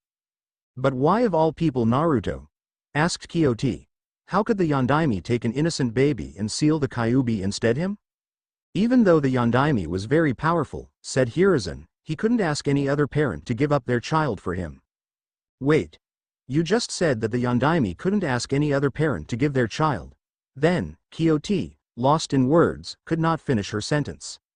My father, I believe, is the Yondaime, declared Naruto. There is no other possibility. Yes, said Hiruzen in realization that Naruto perhaps knew everything. Kyoti-chan, I repeat again. Words in the room must not be breathed elsewhere. Yes Hokage-sama, said Kyoti. Do you hate me now? Asked Naruto. The words came out suddenly. Each word was a rock in Naruto's throat. Kyoti, hearing the words, only looked up at Naruto in surprise. She was surprised that Naruto would even bother to ask such a question. Naruto, I don't hate you. You're not the Kyuubi. The Kyuubi I was told would set the village in chaos and terror, said Kyoti while taking a pause, looking for her choice of words. Well, I guess in a way you did put the villagers in panic, but I'm pretty sure that the Kyuubi would not do it with humor. Really? Asked Naruto. He wasn't expecting such a delicate answer. He expected the words, yes, I do hate you, or, yes, I never want to see you again. Naruto looked up at Kyoti. He stared into her eyes, determined to find lies in her words. But none could be found. Only truth came about. Naruto wanted to say thank you, but once again, words were lost in his mouth. Only a few in Naruto's life had shown Naruto such kindness. To add another was all too much for Naruto to bear alone. Seeing how the conversation had ended and the room had its eyes on him, he stood up. Eyes followed Naruto as he walked about. Naruto, Kyoti spoke, but stopped herself halfway. And without a word, Naruto shunshined off into the distance, pretending not to give a care to anyone. Hiruzen watched the young boy disappear with another sigh. Perhaps he was sighing too much for this job. He really needed a replacement.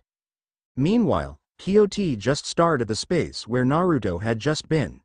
He's 8 and he can do the shunshin already? Yes, and unfortunately, I'd rather he learn any other jutsu than that because he's using it in almost every situation, said Hiruzen. The next morning, Naruto awoke from his bed just as any other morning. But this one was different. There was part of him that was excited for the new day. Yet there was another side that was scared of what it would be like around a group of peers he never met in his life. What will be their responses when they see him? Will they laugh and scorn him, or will they accept him for who he is and not what he has? But Naruto wanted to give everyone a good impression, and certainly the clothes he was going to wear was going to bring an impact of those who viewed him. Going to his scrolls, he unsealed one of the packs of clothes he got from the Whirlpool country. It was black with white flames along the trims. Naruto wanted to look cool as well, so he took his katana with him and strapped it onto his back. Naruto glanced at his clock before leaving the house. Oh crap, it's 9:30 already. Without another second being wasted, Naruto shunshined towards Konoha's Ninja Arts Academy. Naruto made his way to his designated classroom after signing in at the office. His new teacher, Sensei, to be was Iruka. Naruto rushed inside without knocking at the door to see 30 heads staring at him. There was an awkward moment of silence that bypassed the room until Iruka decided to break it. Well, fellow students, today we have a new student by the name of Naruto Uzumaki, I presume. Iruka turned his head to Naruto to confirm. Naruto nodded. Hi everyone, my name's Naruto. Nice to meet you all. Now about attendance, Iruka began. Class starts at 9 o'clock and I expect no one to be late. Today is your first day, so I'll let it go, but if it happens again in the future, it'll be 30 laps around the school. 30 laps only? Thought Naruto. I might as well be late every day. Please find yourself a seat in the classroom, said Iruka. Naruto looked around and saw Kyoti, but she was already sitting with someone, presumably her brother. He looked around and saw only one seat open, which was beside a white-eye girl. A member of the Hyuga clan. This might be fun. Naruto took a seat beside the girl. Hey, what's your name? Asked Naruto, staring at the ceiling. Hinata, stuttered Hinata, turning her head towards Naruto before quickly turning back in a blush. After listening to Iruka for 5 minutes, Naruto turned to Hinata out of boredom. Is class always like this? Like what? Asked a confused Hinata. Like is class always this boring? Rephrased Naruto, rolling his eyes to the ceiling again. Replied Hinata. I guess so, but we really shouldn't be talking. Why not? Asked Naruto. It's not like Iruka-sensei has eyes on his back. Naruto. Shouted Iruka. Do you wish to share with the class about your little conversation? Actually, I think he does have eyes on his back, Hinata softly whispered with her gaze averted to the front of the room. Yes we do, Naruto answered Iruka. We were discussing how wonderful your story was. Is that so? Iruka spoke with a slight hesitation before shouting back at Naruto. It's not a story, it's history. Oh whoops, Naruto scratched his head. Please continue, I won't interrupt you again. True enough, Naruto didn't interfere with Iruka's lesson. It turned out that Naruto fell asleep halfway through. The bell rang for lunch and woke up a startled Naruto who found Iruka glaring at him. Oh crap, thought Naruto. Iruka-sensei, look, there's someone's at the door.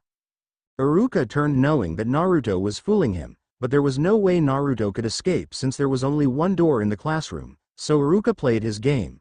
When he turned back, Naruto was gone. What the hell? Then, Iruka looked to the side and found the window open. Sigh. Naruto walked around the courtyard, looking at the activities the children were playing with. Some were playing shogi, others were sparring. Naruto walked towards the kids that were sparring. They stood in a circle with two people inside. As Naruto watched the fight fold out, he realized Kyoti was standing beside him. "Hey Kyoti," whispered Naruto. "Do these spars happen every lunch break?" "Yes," answered Kyoti. "It's usually entertaining to watch." "Hey look!" cried one of the kids. "It's that new kid. Naruto, right? Want to have a little spar?" "Haha," laughed Naruto uneasily. "I'm not so sure. I mean, I just got here today. I don't know much jutsus." "Jutsus?" The kid laughed. "None of us knows any jutsus in particular anyways. We just spar using taijutsu. So what do you say? Just a little spar won't hurt." The other children began to continually pressure Naruto until Kyoti encouraged him to give it a try that he decided to go. Naruto walked towards the center of the ring, surrounded by fellow classmates. His opponent was around the same size as him, showing no particular talent on the outside. "And begin," muttered a voice from the circle. "Your shoelaces are untied." Naruto pointed down at his opponent's shoes. Naruto's opponent looked down to see himself wearing sandals, but as he realized he had just been duped, a punch connected with his face and he fell back to hit the grass with a thud. "Wow," cried one of the kids. "A one-hit KO. Sorry," Naruto said to his opponent. "I might have overdid it. Are you okay?" "I'm partially all right," replied the kid, although that punch really did hurt. Naruto was about to say something, but the bell rang, marking the end of lunch break. Iruka led his class outside for the afternoon to show them various throwing weapons. He started with the kunai, displaying its deadliness. After showing the principles of how it is used, Iruka demonstrated how to throw it. So he threw it, showing great accuracy as the kunai buried itself in the center of the target. A majority of the students had their eyes wide opened as many of them first saw a kunai thrown. Iruka then gave his students several training kunai as trails to attempt to hit the target. "Hey, that's dangerous," shouted a kid, pointing at Naruto who was spinning his kunai in circles with his index finger. "Naruto, please don't play with the kunai," said Iruka. "It can get dangerous if you swing it incorrectly." Naruto stopped spinning the kunai and walked up to the line to throw his kunai. He threw the kunai and it hit dead center of the target. "Very good Naruto," said Iruka. "Do you have any training previously?" "Yes," replied Naruto. "But only a bit." The class ended as the bell rang. "Do you want to get some ice cream together?" Kyoti asked Naruto. Naruto looked at her for a moment. "Sure." And the two walked off into the distance with someone not far behind trailing them with her eyes. 4 years later graduation exam. "I thank you all for making it this far in the course," announced Iruka. "I know many of your peers had dropped out and I congratulate you all for making it through. But before you all become official ninjas of the leaf, a final graduation exam is to be taken here."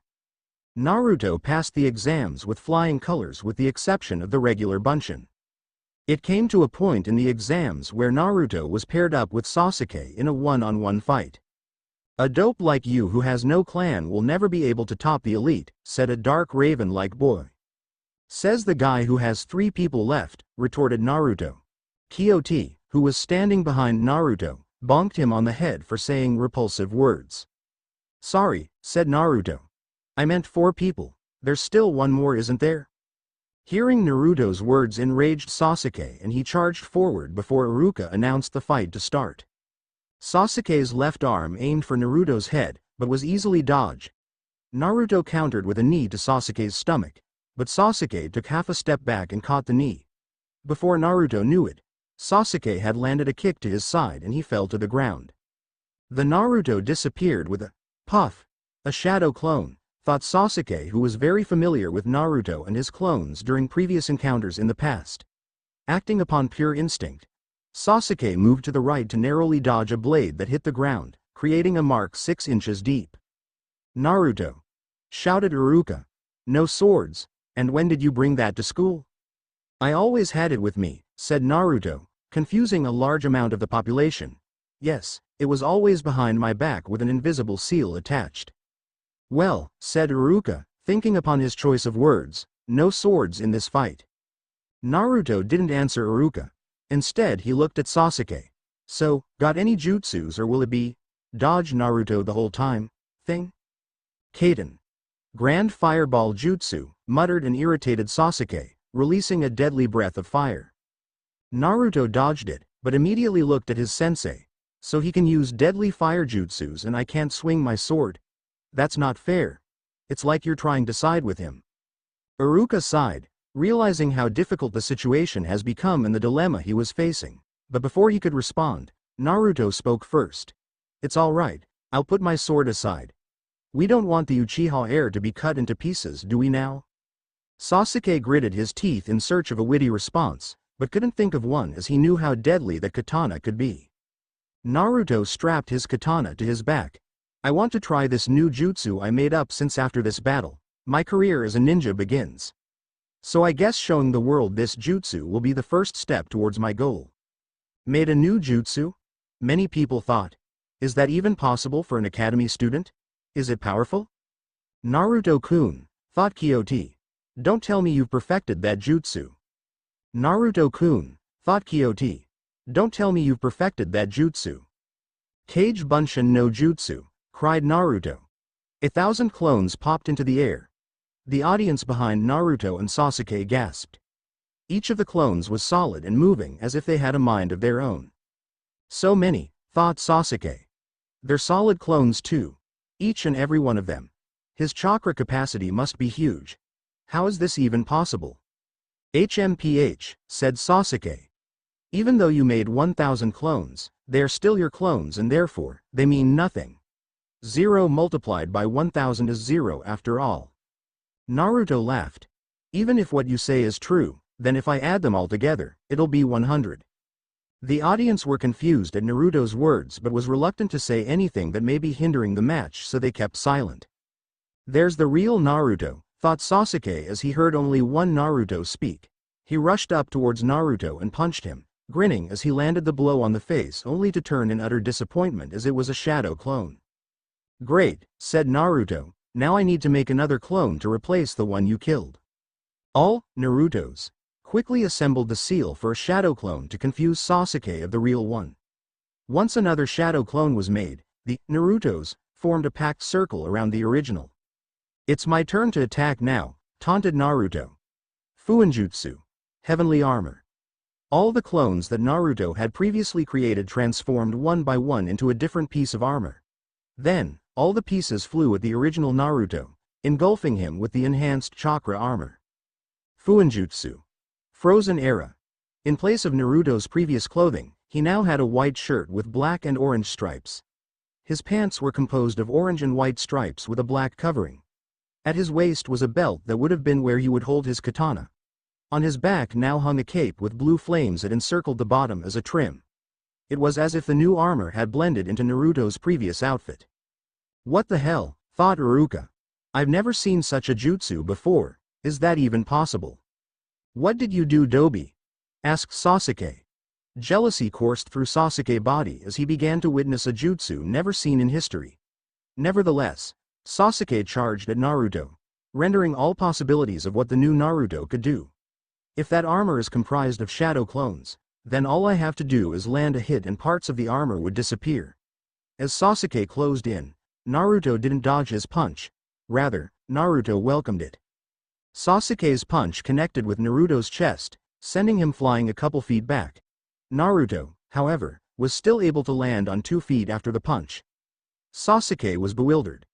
Naruto looked as though he had taken little to no damage at all. Worst of all, the armor was still there. How is your armor still intact? It's made of shadow clones, so it should have already disappeared when I punched you. Naruto laughed and spoke for the first time since his transformation. My first jutsu, heavenly armor, created the clones into the pieces of armor. But like you mentioned earlier, it would have just disappeared if it connected with your fist. To prevent that, my second Fuinjutsu, Frozen Era, prevented my shadow clone from disappearing. By the way, do you like the style of my new clothes? It took me quite a while to design it. Kyoto, who was standing at the side, watched with intensity. She was hinted about the effects of the jutsu prior to the battle, but Naruto would always evade the more detailed questions. Nevertheless, she was shocked as well. Sasuke sneered. No matter what kind of jutsu you put onto the battlefield, you will be able to match the elite. Upon Sasuke's comment, his eyes began to change color into a gradient of red. Wow, your eyes are red, said Naruto. Is that going to make a difference? It's the Sharingan, you idiot, shouted Sasuke, charging at Naruto with his activated Sharingan. At first, it was even between the two, but it soon began to a point where Sasuke was getting in more and more hits. Is this all you got, Dobi? Taunted Sasuke. I expected more. Okay, if that's what you want, said a smiling Naruto. In Naruto's right hand, visible chakra could be seen faintly. The chakra began to swirl around and around until it became a ball of compressed chakra. Sasuke looked at the jutsu from a distance with his Sharingan and began to feel fear. The jutsu was unique and it brought up the smell of power. Kai, shouted Naruto with a one-handed seal, neglecting the gravity seals he had previously placed on himself. Now with his insane speed, Naruto rushed at Sasuke, who was unable to comprehend the situation. Within a blink of an eye, the distance between Sasuke and Naruto disappeared and Naruto was the one in front of Sasuke with the Rasengan in his hand. Sasuke, realizing it was too late to dodge, jumped back in attempt to absorb the impact, but it did little effect to neglect the attack. As the Rasengan implanted itself into Sasuke's stomach, Sasuke felt his body being pushed back several dozen feet and his body ripping apart. Smoke filled the area and when it was clear, it was obvious that Naruto had won the battle. Already medic units were called up to look at Sasuke's body, to see if any permanent damage was made. Whoops, said Naruto, guess I overdid it. Naruto walked back to the tree to retrieve his katana and to replace his gravity seals. Just as Naruto was about to get rid of his armor, the ground beside Naruto exploded. Two ninjas, hidden in their clothes, launched themselves at Naruto. Naruto, who did not expect the attacks, tried his best attempt to dodge but failed without luck. A fist caught his head and another to his stomach. The mysterious ninjas then retreated before another wave of explosions surrounded Naruto. When the smoke cleared off, Naruto was gone, his sword and everything. Naruto, shouted a concerned Kyoti, but there was no response. Naruto was gone. Naruto found himself in a secluded forest. That was close. Thankfully I found that the area had strange energy fluctuations and shinned in time. Damn. There are already people out for my blood. They barely showed any mercy when that fist connected with my head and stomach. Good thing I jumped back in time to reduce the impact. Today's my graduation and I can't even rest a bit. Those people must have been extremely strong for Iruka-sensei to not have noticed them. I better find my way back to my clan estate until tomorrow. Meanwhile at the academy, everyone was in a panic. There wasn't much concern for Naruto. Rather, the students were much more apprehensive for their own safety. Iruka-sensei, on the other hand, began to panic. He, of the older generation, knew what Naruto carried inside him. Iruka didn't even want to think of the repercussions if Naruto were captured by an enemy. Big news like such did not take long before it reached the ears of the Hokage. Worried about Naruto, he took out his crystal ball in an attempt to locate him. After a short while, his frown turned even uglier. The ball only revealed a mist preventing him from detecting Naruto.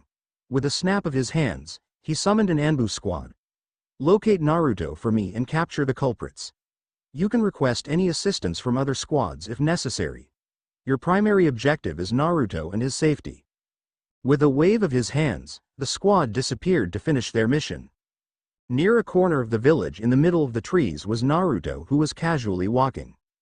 He seemed very carefree, but he was actually very alert. He wanted to shunshin back to his estate, but he noticed two hidden figures quietly following him. If he were to shunshin, the time it will take for him to activate his jutsu may allow the enemy to intercept him. Thus, the only thing he could do is to continue walking. He still had his body armor on him, which allowed him to hide his presence. This prevented anyone from spying on him as well. The two ninjas in the dark grew impatient. They knew that a minute longer would increase the chances of them being discovered. They were already lucky that they held onto Naruto's armor just before he blinked to this area. Who knew Naruto could shake them off so fast? Thankfully, They were able to locate him while vowing they wouldn't let him escape again. Looking at each other and nodding their heads in unison, they gave the signal to act. Less than a second later, they surrounded Naruto. Naruto silently swore. Although he was alert, the speed at which the enemy came at him was just too fast for him. He now knew the difference between his opponents and him. He wouldn't even last a minute if they fought head-on. Without any hesitation, Naruto threw out his strongest defensive jutsu. Fuinjutsu. Eternal Domain. The body armor on Naruto's body flew off and transformed into a sphere with a diameter of 5 meters that surrounded him. The sphere floated an inch off the ground and appeared all black. The two ninjas who were ordered to capture Naruto looked at the sphere dumbstruck. They fired jutsu after jutsu but nothing penetrated it. It didn't move at all. They couldn't use any big moves or else it will attract unwanted notice. Inside the sphere, Naruto began mediating despite the extreme circumstances. He still didn't know who the enemy was, nor did he know when reinforcements would come. As of now, he was cut off from the rest of the world. The black sphere was a defense move that no one can penetrate unless one knew how to break his seals. This jutsu not only isolated him from his enemies, it isolated the world from him. Thus, Naruto had no way of knowing whether the enemy was still around. Furthermore, his chakra was constantly being drained. He couldn't put up with this jutsu forever. It was truly a double-edged sword. Deep inside Naruto's world, he saw himself standing in front of a cage. The aura emitted from the inside felt ancient and terrifying. But Naruto did not care, for he knew what was inside. Naruto walked up to the edge of the cage. "Hey Fox, I know you're there and you know why I'm here." No answer. Naruto began to kick the cage, creating a loud ring that echoed throughout the cage. "Your landlord is here and it's time to pay your 8 years of neglected rent. But I'll be nice and let you pay it in installments along with a 10% interest compounded annually." A growl was sent back towards Naruto. "Rent? This place doesn't even have furniture and you want me to pay rent? How audacious. There isn't even light in here. You call yourself a landlord, yet can't provide even the basic hospitality and you still demand rent?" Naruto was flabbergasted. He didn't even know how to respond. He knew that he needed the fox's cooperation in order to utilize its chakra, so he tried to make an argument with it. There was little hope that it would succeed, but who knew that the sly fox would retort in such a way? "Look here," the fox continued, "we can have a deal if you remove this cage so that I can move around freely. I'm 8, but I'm not stupid, you stupid fox. If I die, do you think you can escape death too?"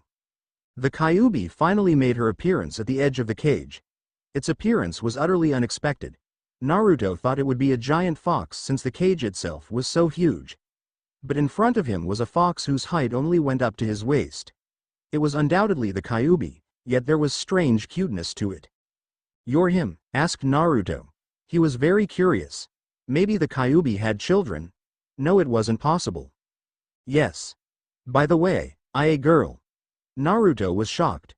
From the stories, he heard of the Kyuubi's savageness during its attack on the village. Combined with a dark atmosphere in the cage, he subconsciously labeled the fox as male. Besides, it was mostly a ball of chakra. Did gender even matter? It turns out it did. Else the Kyuubi wouldn't have brought it up. "Okay, Ms. Fox. Just give me some of your chakra to last my jutsu for a day at least." "No, why not? This place is too ugly. I, who once roamed the world unrestrained, am now locked up here. Do you think you can demand chakra from me just like this? You cannot harm me, yet I cannot kill you either. But that has nothing to do with helping you. Perhaps those people out there have the goal of freeing me. They're your enemy, but they may not be mine." Naruto grimaced. What the Kyuubi said was true. There was always the possibility of the enemy wanting to free the Kyuubi for their purposes. Naruto had to try a different tactic. Upon seeing the size of the fox, an idea had already appeared in his head. After all, he was only 8 years old. "Can I pet you? How dare you suggest such an insolent act? I am the almighty 9-tailed fox and yet you treat me as your pet." The fox was extremely angered. Pointing her tails in a cone-shaped form with the tips in front of her nose, she began to blow a chakra bomb at Naruto. But she forgot where she was. Instantly, the seal on the cage suppressed the little fox and prevented her from doing any damage. While her mind was in a daze from the repercussions, Naruto stretched out his hands and gave the fox a little pat on the head. The Kyuubi regained her composure and knew what had just happened. She should have been angry and wanted to bark at Naruto again. But she didn't. There was a sudden weird feeling that ran through her body. She wanted to reject it, but it felt really good. Who knew a small pat on the head could feel so rewarding? She looked at Naruto and didn't know how to respond. The two of them stared at each other for a while until the Kyuubi broke the silence. You damn brat. I'll forgive you this time because you're a child. However, if you do that again, I will eat you alive once I break of this cage. So can I have some of your chakra? My chakra is hard to control for someone like you. I'll lend you a few strands of chakra first so you can get used to it. If you take too much, you may lose control. Without another word, Naruto exited his own world and went back into reality. Reality, at the moment, was a dark world where couldn't see anything. Sitting cross-legged, he began integrating the Kyuubi's chakra into his own. As Naruto pumped the Kyuubi's chakra into the eternal domain, the sphere on the outside began to change. From what was a pitch-black sphere was now a sphere with red lines all over. The red lines formed different shapes and designs. Only those who specialized in Fuinjutsu were able to figure out what properties it held. But even a fool can see that the extra effects from the red lines strengthened the already impenetrable sphere. Naruto gave a little portion of the Kyuubi's chakra to the domain so he can use his own chakra sustainably. But he found that her chakra was very easy to manipulate. So he greedily took more for himself without heeding the fox's warning. On the outside, the two figures who were pursuing Naruto gave up long ago when the sphere gave them a headache. They left knowing that their mission to capture Naruto had ended up in a failure. They truly underestimated the little fellow. In the village, tranquility returned after an hour. There were no other disturbances. Many had already forgotten about Naruto. Only Kyoti, Iruka, and several higher-ups were deeply concerned for Naruto. Many of the students had returned home after a delay in the closing remarks of the graduation ceremony. The sun began to set and the only people who were left at the academy were the Anbu squad dispatched by the third Hokage. They were trying to find clues for the suspects. Bang! In an area near the edge of the village, an explosion was heard loud and far. Everyone in the village looked towards the direction where smoke rose from the ground. Many of the experienced shinobis put on a frown, but the one who was deeply shocked was the third Hokage himself. He knew that aura like it was yesterday. It was the one who terrorized the village years ago. The chakra that was emitted was the nine-tailed fox. He quickly grabbed his crystal ball in an attempt to spy near the area. All he saw was a dark sphere that emitted red symbols. There was little doubt that the fox was held inside that sphere. Without any more hesitation, he quickly brought himself towards the sphere. Naruto woke up at the hospital 2 weeks later. When he circulated his chakra around his body, he found that his chakra was thicker and stronger. Clearly, using the fox's chakra earlier also benefited him. After stretching to relax his muscles, Naruto jumped out his window and towards the academy. Not long after, a team comprised of 3 people walked into a room that Naruto was previously in. They were looking for the 4th member of their team. As they entered, their eyes went from the empty bed to the open windows before connecting the dots. A few seconds later, a nurse walked by and came to the same conclusion. "Hello, was this fellow part of your team?" "Yes," replied the team leader. "I am responsible for him and was supposed to see when he would wake up. Since he woke up, I will have to look for him. I'll see you later." "Wait," cried the nurse as the team leader began to quickly walk away. "Yes?" asked the team leader. He was quite confused as to why the nurse would stop him. "That patient who left earlier did not pay his hospital bills. Since you said you're the team leader, shouldn't you be responsible?" "Damn," thought the team leader. "Oh well, how much can it be?" When the nurse handed the bill to the team leader, his eye almost fell out of his socket. "Isn't this robbery?" The 2 other team members took a glance at the bill in their leader's hands, secretly gloated. The past 2 weeks, their leader barely participated in the D-ranked missions and hardly put in any effort in training them. The heavens truly had eyes. The Hokage said to give the patient the best treatment. "Do you see this?" The nurse pointed to the legs of the hospital bed. "The wheels are made of gold and the plates that serve snacks are made of silver. This is our most luxurious room in the hospital, suited for the most important guests. If it wasn't for the Hokage who personally requested for him to be treated well, do you think this room would be given to your team member? Because it was the Hokage's request, I've already discounted the price to 50%. We are certainly not cheating you at all. Now please hurry up and pay it. I still need to attend to other patients. The nurse gave an impatient look to the team leader and even scolded him. The team leader felt wrong. Naruto was part of his team, but he hasn't even met him officially. In the end, he gave in. Although it was a large sum that he paid, it didn't amount much to him. Let's go to the Hokage Tower. Kakashi, have you seen Naruto yet? Asked the third Hokage. Kakashi was the team leader who was visiting the hospital earlier. Yes, but he seems to have escaped already and left me with the bill, said a dejected Kakashi. Bill? The hospital bill? I paid that in advance already. Looks like you got duped. Behind Kakashi, the pink hair team member couldn't hold it in and giggled out loud. Ahem. Kakashi cleared his throat and the giggling behind him finally stopped. Alright, let's get serious here, said the third Hokage. Your new mission is to find Naruto and integrate him into your team. The three people left the tower and didn't know where to start looking. Previously, finding dogs and cats were pretty simple. But this was Naruto. If Naruto doesn't want to be found, who can find him?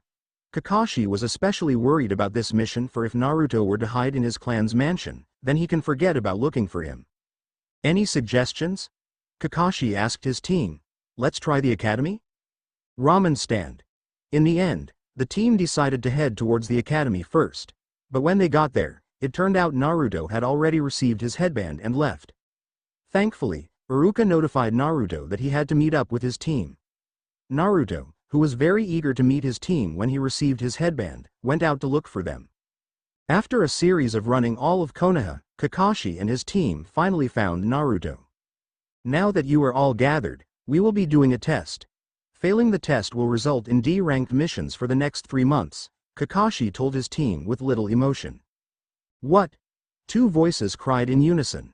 The two other team members, Sasuke and Sakura, could not believe that if they failed the upcoming test, they would have to bear the burden of doing D-ranked missions. Naruto, on the other hand, had no idea what D-ranked missions were. But judging the reactions of his two new teammates, he knew that it was nothing good. There's this bell at my waist. Your goal is to steal it in an hour. I will be around this training ground. The hour starts now. Without another word, Kakashi disappeared. The three team members looked at each other.